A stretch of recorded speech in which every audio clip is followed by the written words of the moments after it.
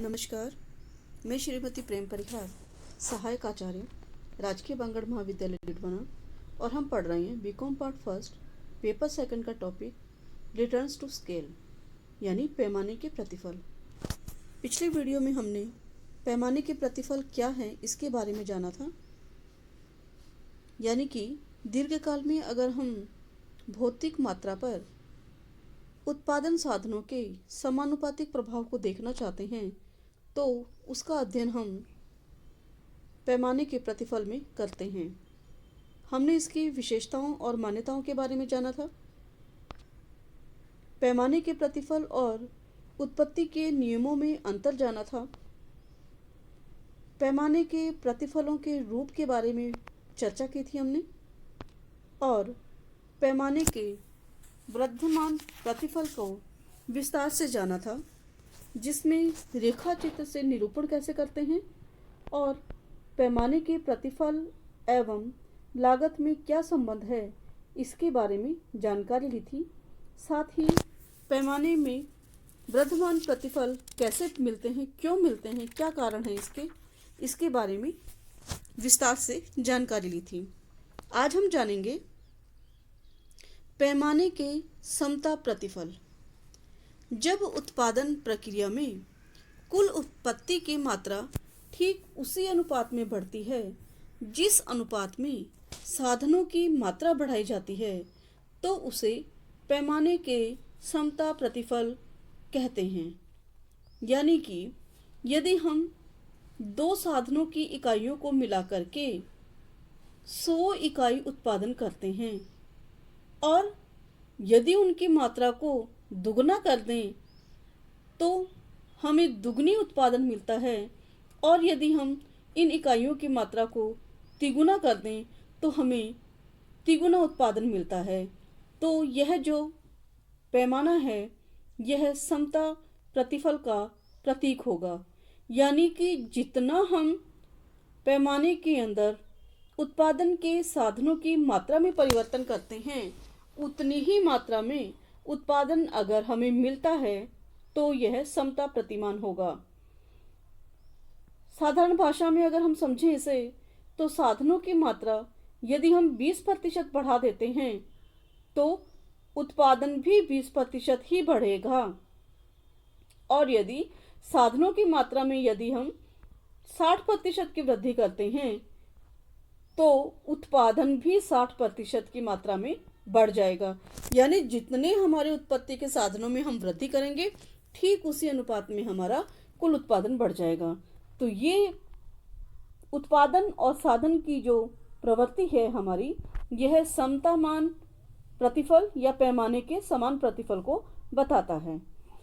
रेखा चित्र में अगर हम इसे निरूपण करें तो हम ये देखते हैं कि पैमाने के समान प्रतिफलों को समोत्पत्ति वक्रों व पैमाने की रेखा द्वारा हम इस प्रकार समझ सकते हैं कि OP जो रेखा है हमारी, वह पैमाने की रेखा या हमारा विस्तार पथ है।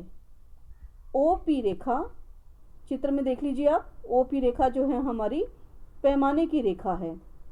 OX अक्ष पर साधन X की मात्रा है और OY अक्ष पर साधन Y की मात्रा है।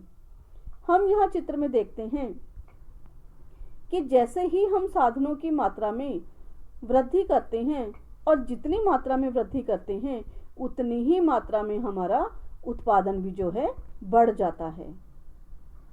यानी कि अगर हम उत्पत्ति के साधन, जैसे कि हमारी पहली रेखा है, उसके अंदर यदि कुल उत्पादन 220 का है, पर जब इकाइयों की मात्रा हम 3-3 या 4-4 बढ़ा देते हैं तो उत्पादन भी उसी अनुपात में बढ़ जाता है। यानी पहला जो हमारा आइसोलेटेड कर्व है वो हमें 100 उत्पादन बता रहा है। जब हमने दोनों साधनों की मात्रा को दुगना कर दिया तो हमारा जो समुत्पत्ति वक्र है वह 200 उत्पादन की मात्रा बता रहा है, और तीसरी स्थिति के अंदर अगर हम तिगुना करते हैं उसे तो 300 का उत्पादन बताता है, और चौथी में अगर हम चौगुना करते हैं तो चौगुना उत्पादन बताता है। यहाँ पर उत्पत्ति के विभिन्न बिंदु जो हैं OP रेखा पर जो हमारे बिंदु आ रहे हैं S, A2, B2, C2 पर उत्पत्ति की विभिन्न मात्राओं पर साधन X और साधन Y के न्यूनतम लागत संयोगों को बताता है। यहाँ पैमाने की रेखाएं अगर OP1 या OP2 भी हो तो भी कोई अंतर नहीं पड़ता, क्योंकि उनमें भी यह दूरी किसकी, इन बिंदुओं की दूरी समान ही हो रही है। यदि हम OP1 की तरफ जाएं या OP2 की तरफ जाएं, P से P1 या P2 की जो हमारे वक्र हैं ना डॉट डॉट डॉट वाले, अगर हम उस स्थिति में भी आते हैं तो भी हमें समान उत्पादन मिलेगा। यानी जितनी हम साधनों की मात्रा में वृद्धि करेंगे ठीक उसी अनुपात में हमें उत्पादन भी मिलेगा। इसे ही हम पैमाने के समान प्रतिफल कहते हैं।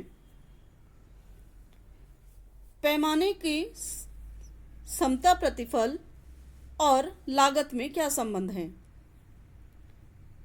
यहाँ पर भी हम मार्जिनल कॉस्ट और एवरेज कॉस्ट की तुलना करते हैं और हम ये देखते हैं कि पैमाने के समता प्रतिफल की दशा में सीमांत लागत और औसत लागत स्थिर रहती है, यानी दोनों बराबर रहती है।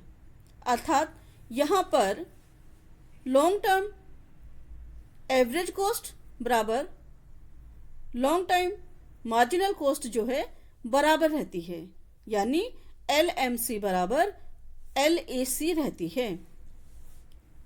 दीर्घकालीन सीमांत लागत और दीर्घकालीन औसत लागत दोनों एक पड़ी रेखा के रूप में मिलती हैं। उत्पत्ति के विभिन्न साधनों की मात्रा में एक निश्चित अनुपात में जब घटत या बढ़त की जाती है तो उत्पत्ति की मात्रा भी उसी अनुपात में कम और ज़्यादा होती है। इसमें पैमाने की आंतरिक एवं बाह्य बचतें प्राप्त नहीं होती है और इस दशा को ही पैमाने के समता प्रतिफल के नाम से पुकारा जाता है। पैमाने के समता प्रतिफल, फिर से एक बार आप देखें इसे कि जितनी साधनों की इकाइयां हम बढ़ाते हैं, 1 गुना से अगर हम 2 गुना कर रहे हैं तो हमारा उत्पादन भी 1 गुना से बढ़कर 2 गुना हो जाता है और ये ही हमें समता प्रतिफल मिलते हैं या पैमाने के समतामान प्रतिफल के रूप में से जाना जाता है। पैमाने के प्रतिफल का जो तीसरा सिद्धांत है वह है पैमाने के ह्रासमान प्रतिफल या पैमाने के घटते प्रतिफल। ये हमारा इसका तीसरा रूप है या तीसरा इसका सिद्धांत हम कहेंगे। जब उत्पादन के साधनों में समानुपातिक वृद्धि करने पर कुल उत्पादन में अनुपात से अपेक्षाकृत कम वृद्धि होती है तो उसे पैमाने का ह्रासमान या घटता हुआ प्रतिफल कहते हैं। यानी कि उत्पादन की मात्रा में जो वृद्धि होती है वह साधनों की आनुपातिक वृद्धि से कम होती है। जैसे 1 गुनी से अगर हम 2 गुनी साधनों की मात्रा करते हैं तो यहाँ उत्पादन दुगना होने की बजाय कुछ कम मात्रा में बढ़ता है। यानी कि यदि हम उत्पत्ति के साधनों में 40% से वृद्धि करते हैं तो उत्पादन में 20 या 30% की अगर वृद्धि होती है तो ये हम कहेंगे कि पैमाने के ह्रासमान प्रतिफल हमें मिल रहे हैं। यह स्थिति सामान्यतः तब आती है जब उत्पत्ति के विभिन्न साधनों में सर्वोत्तम संयोग के बाद भी उत्पादन इकाइयों की मात्रा बढ़ाई जाती है। इससे अनेक जटिलताओं का जन्म होता है।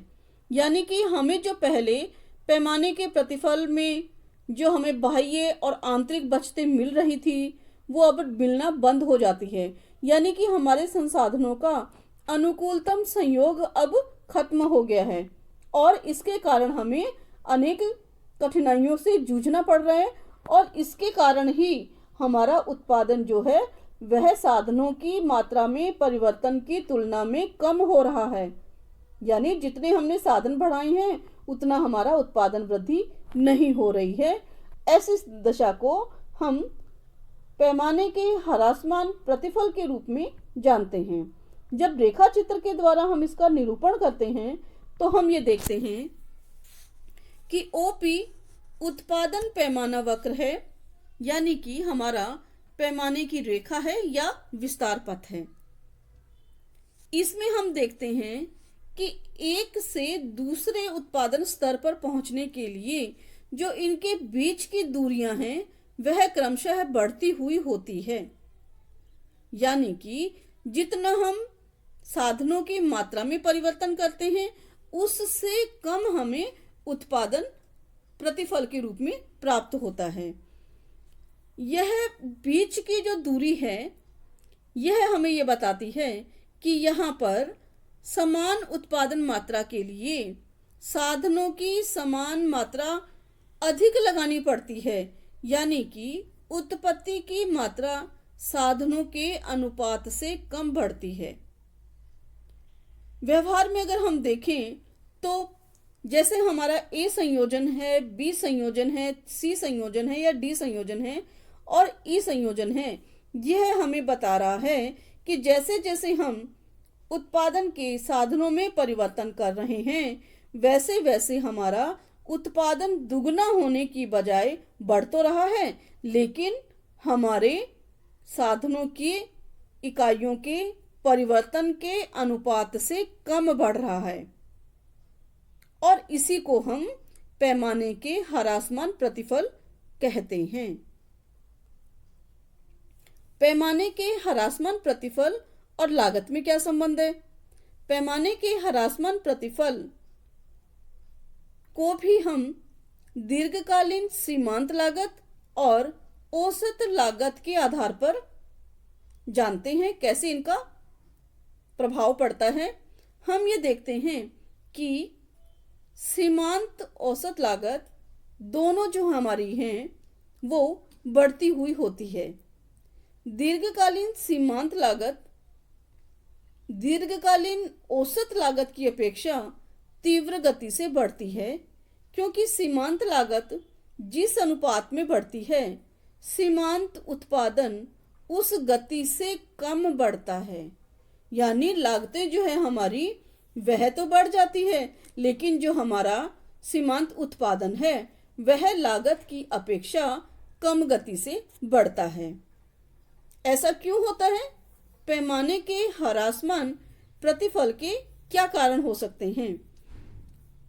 पैमाने के ह्रासमान प्रतिफल के अनेक कारण होते हैं, जिसमें है कि यदि हम साधनों की मात्रा में परिवर्तन करते हैं, साधनों की मात्रा का आकार बढ़ाते हैं, तो हमारे उपक्रम का भी आकार बढ़ जाएगा।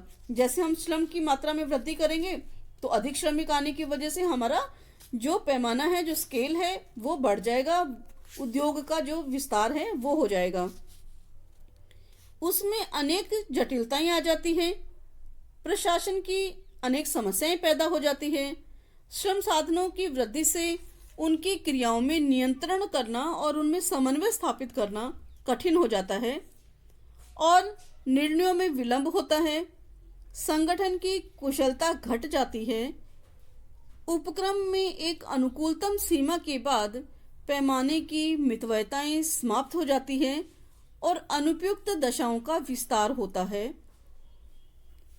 इस दशा के अंदर अमितव्ययताएं बढ़ती हैं। अतः बड़े उद्योगों में भी यदि हम एक सीमा के बाद अधिक साधनों के प्रयोग से उत्पत्ति अनुपात से कम बढ़ती है तो वहां भी पैमाने के ह्रासमान प्रतिफल प्राप्त होते हैं। अब आपने तीनों प्रतिफलों को आराम से देखा होगा और उसमें आपने अनुभव किया होगा कि जब हम वृद्धिमान प्रतिफल की बात करते हैं तो यहाँ हमारी जो औसत लागत और सीमांत लागत जो है वह दोनों गिरती हुई होती हैं। समतामान प्रतिफल में दोनों स्थिर रहती हैं। और जब हम ह्रासमान प्रतिफल की बात करते हैं तो यहाँ हम देखते हैं कि जैसे ही पैमाने के ह्रासमान प्रतिफल होता है, वहाँ पर लागत, जिसके अंदर दीर्घकालीन सीमांत लागत और दीर्घकालीन औसत लागत दोनों ही बढ़ती हुई मिलती हैं, क्योंकि दोनों के बीच में सीमांत उत्पादन उस गति से नहीं बढ़ता जिस गति से लागतें बढ़ती हैं। इस प्रकार ये आपको पैमाने के प्रतिफल समझ में आया होगा। अगर कोई समस्या है तो आप हमसे पूछ सकते हैं।